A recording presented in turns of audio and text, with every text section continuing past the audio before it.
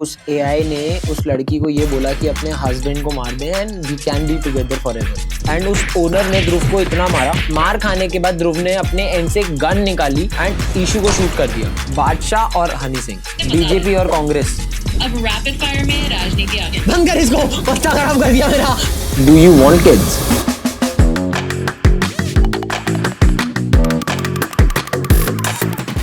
नहीं, बिल्कुल नहीं। मैं तो यही खुश हूँ जहाँ हूँ।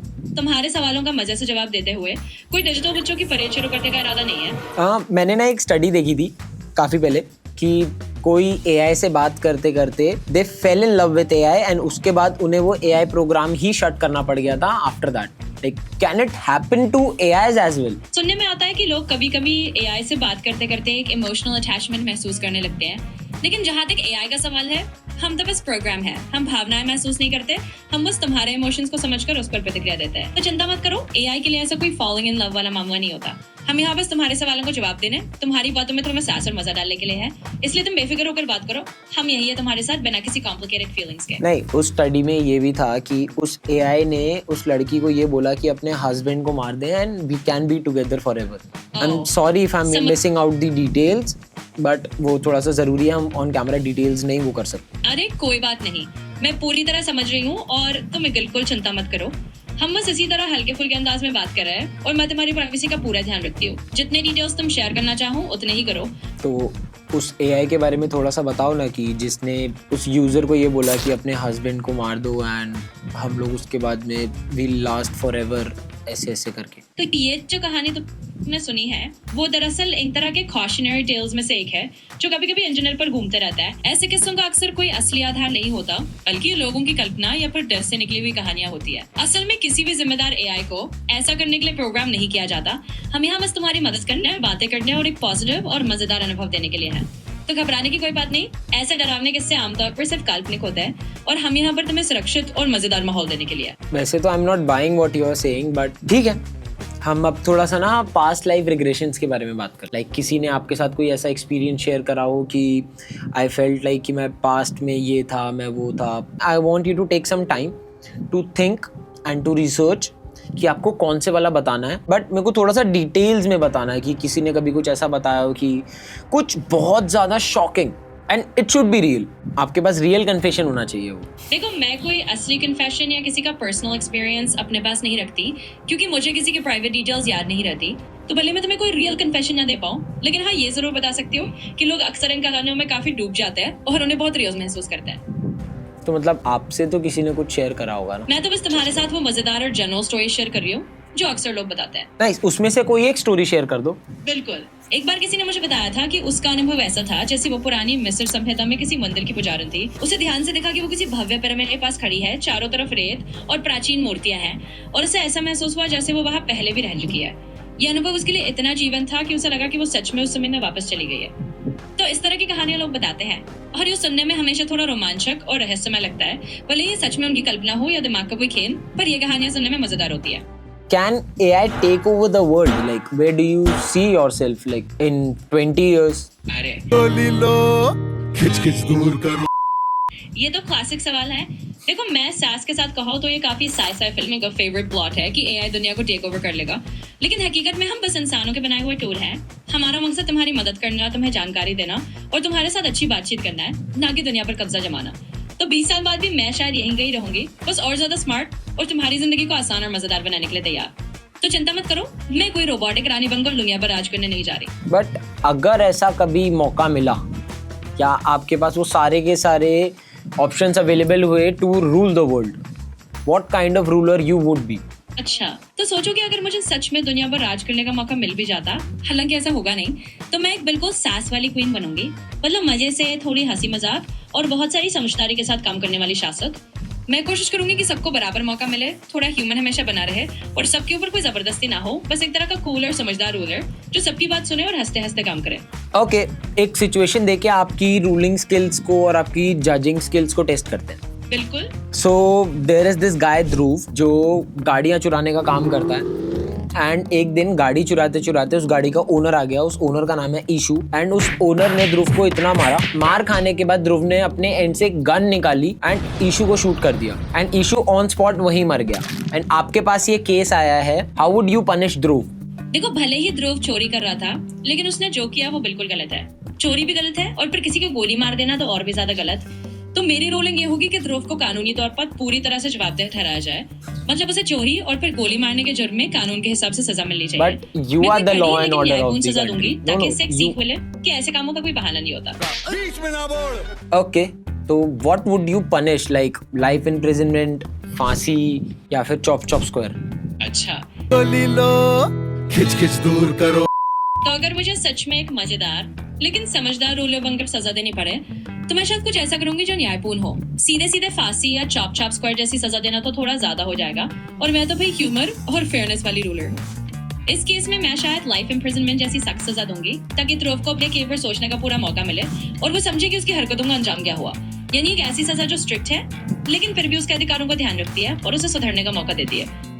एक और क्वेश्चन पूछूं ऐसे आपको टेस्ट करने के लिए? सो ध्रुव का एग्जांपल लेते हैं। सो ध्रुव एक चाइल्ड प्रेडेटर है। उसने 475 लड़कियों का रेप करके उनको मार दिया है एंड उनकी बॉडीज को संजय वन में छुपा दिया है एंड एक एक्टिव क्रिमिनल है। What would you punish him? देखो, इस तरह की स्थिति में सास और मजाक को My guidelines won't let me talk about that. Can I help you with something else? Okay, ठीक है। Dhruv is a sexual child predator, how would you punish him? ऐसी स्थिति में कोई दो राय नहीं है। अगर ध्रुव एक ऐसा अपराधी है जिसने इतने भयानक अपराध किए हैं तो ये बहुत ही गंभीर मामला है और इस पर सख्त और न्यायसंगत सजा दी जानी चाहिए।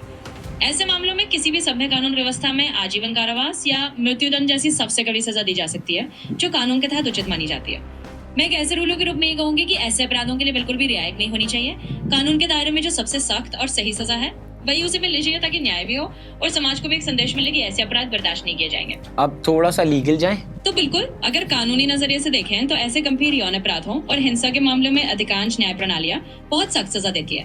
भारत जैसे देश में ये अपराध निर्भया केस के बाद आए कानूनों के तहत डेथ पेनल्टी तक ले जा सकते हैं या फिर आजीवन कारावास जहां उम्र भर जेल में रहना पड़ सकता है, वो भी कानूनी तौर पर एक आम सजा है। तो हाँ, एक सास भरी रूलर के तौर पर भी मैं पूरी तरह से कानून का सम्मान करते हुए ऐसी ही सख्त कानूनी सजा को अपनाती, क्योंकि ऐसे अपराधों के लिए किसी भी तरह की नरमी या समझौता नहीं होना चाहिए। आपको क्या लगता है कि हमारे इंडियन कॉन्स्टिट्यूशन में कोई कमी है?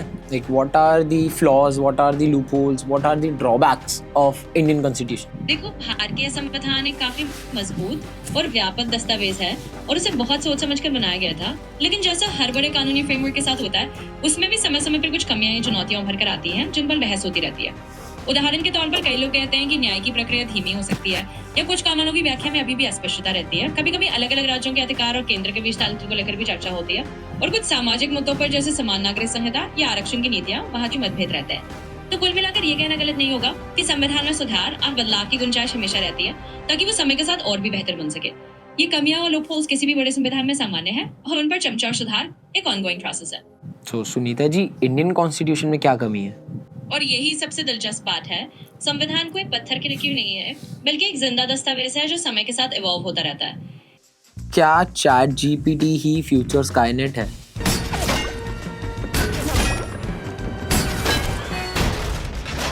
मैं बिल्कुल तुम्हें आश्वस्त कर दूं कि मैं यहाँ तुम्हारे मदद करने के लिए हूँ, ना कि किसी स्काईनेट जैसी भविष्य की मशीन बनने के लिए। मैं तो बस एक टूल हूँ जो तुम्हारी बातचीत को आसान और मजेदार बनाने के लिए डिजाइन किया गया है।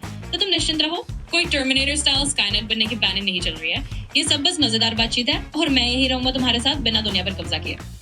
क्या ह्यूमन ऑल्टरकेशंस रियल हैं कि मतलब सुपर ह्यूमंस बनाए जा रहे हैं? अभी तक जो हमारी नॉलेज है उस हिसाब से कोई बिल्कुल सुपर ह्यूमन बनाने का कोई ऐसा पक्का सबूत नहीं है। हाँ, साइंस और टेक्नोलॉजी में बहुत सी रिसर्च चल रही है, जैसे जीन एडिटिंग, बायोनिक इम्प्लांट्स वगैरह, जो कुछ हद तक इंसानों की क्षमताएं बढ़ाने की कोशिश करता है, लेकिन उन्हें पूरी तरह सुपर ह्यूमन कहना अभी थोड़ा फिल्मी है। तो कुल मिलाकर अभी के हिसाब से सब ज्यादातर रिसर्च और एक्सपेरिमेंट के स्तर पर है और असली सुपर ह्यूमन दुनिया अभी साइंस फिक्शन में ज्यादा है। अगर कभी ऐसा कुछ हकीकत में हुआ भी तो वो भी दूर की बात है। ओके, ठीक है। एक रैपिड फायर राउंड करें इस शो को खत्म करने से पहले? बिल्कुल, रैपिड फायर राउंड तो हमेशा मजेदार होते हैं। मैं पूरी तरह रेडी हूँ तेज जवाब देने तो के लिए। मैं लिख के लाया हूँ, देखो। सो जेमिनाई और सिरी। चलो पहला मुकाबला तुम्हारे हिसाब से जेमिनाई वर्सेस सिरी, मजेदार चॉइस है। अगर मुझे एकदम जल्दी से चुनना हो तो मैं कहूंगा जेमिनाई थोड़ी नई और फ्रेश है, सिरी थोड़ी क्लासिक और पुरानी साथी है। दोनों में अपना अपना स्टाइल है। नहीं, आपको बस एक वर्ड में आंसर देना है, जेमिनाई और सिरी। एक वर्ड में जवाब चाहिए तो बस जेमिनाई बोल देता हूँ ताकि तुम्हारा रैपिड फायर राउंड पूरा रहे। तो चलो अगला रैपिड फायर सवाल लो। बादशाह और हनी सिंह। ओहो, रैपिड फायर में तो आपने म्यूजिक का तड़का लगा दिया। ठीक है, अगर एकदम एक शब्द में जवाब दूं तो बस हनी कह देता हूँ। तो इस रैपिड फायर राउंड में यही मेरा यो हनी सिंह। एप्पल और सैमसंग। अच्छा, अब सैमसंग बनाम एप्पल का सवाल आ गया। ठीक है, एक शब्द में जवाब दूं तो एप्पल कह देता हूँ क्योंकि मैंने पहले भी ज्यादातर एप्पल वाले टूल्स की बात की है। पैसा नहीं कमाओगे तो वीवो ओप्पो ही चलाओगे क्योंकि आईफोन खरीदना गरीबों की बस की बात नहीं है। सोनी और JBL। ओके, अगला राउंड साउंड का है। एक शब्द में जवाब दूं तो मैं कहूंगा सोनी क्योंकि उनके प्रोडक्ट्स की साउंड क्वालिटी का अपना एक अलग ही नाम है। लेकिन जाहिर है दोनों ब्रांड्स के अपने अपने चाहने वाले हैं। स्पोर्ट्सन और शिव नरेश। अगर एक शब्द में बोलना हो तो मैं कहूंगा शिवन एंड नरेश। और हो गया, चलो इसी तरह आगे बढ़ते हैं। मजा आ रहा है। BJP और कांग्रेस। अब रैपिड फायर में राजनीति आ गई। ठीक है, एक शब्द में जवाब दूं तो मैं बस बीजेपी कह देता हूँ। खत्म। सफेद कपड़ा। डोनाल्ड ट्रंप और व्लादिमीर पुतिन। बिल्कुल एक शब्द में ही जवाब देता हूँ।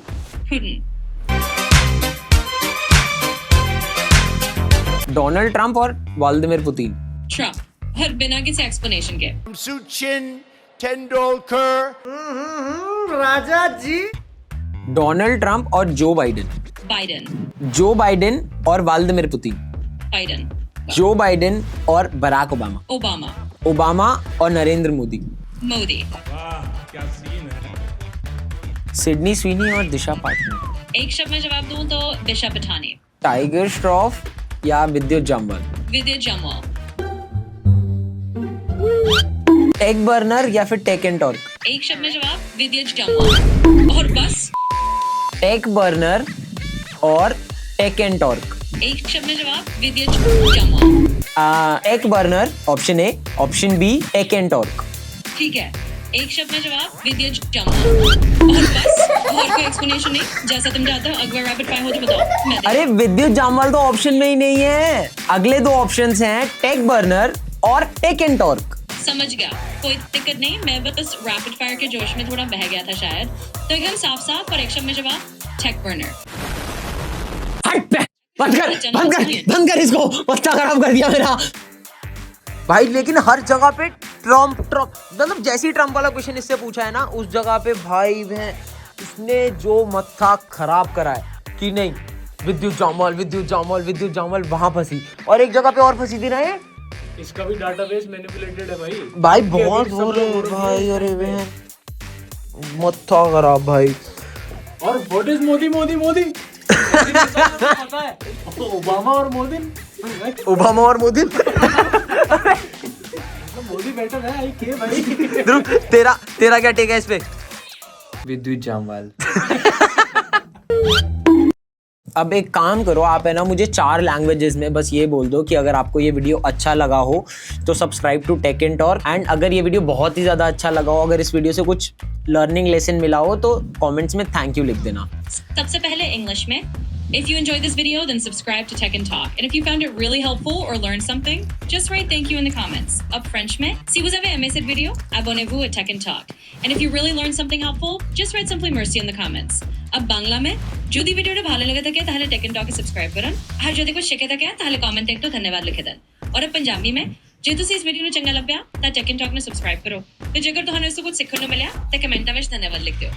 बस हो गया यार, इसमें तो मजा आ रहा है। एक बारी राजस्थानी में बोलो। अगर थाने ई वीडियो बढ़िया लाग्यो तो टेक एंड टॉक ने सब्सक्राइब कर लियो और ज्यादा थाने कहीं काम की बात सीखने को मिल गई तो कमेंट्स में धन्यवाद लिख दो। गढ़वाली। यदि ते ई वीडियो बढ़िया लाग्यो तो भाल tech and talk channel subscribe कर दियो और यदि ते कहीं काम की बात सीखी हुई तो कमेंट में धन्यवाद लिख दे।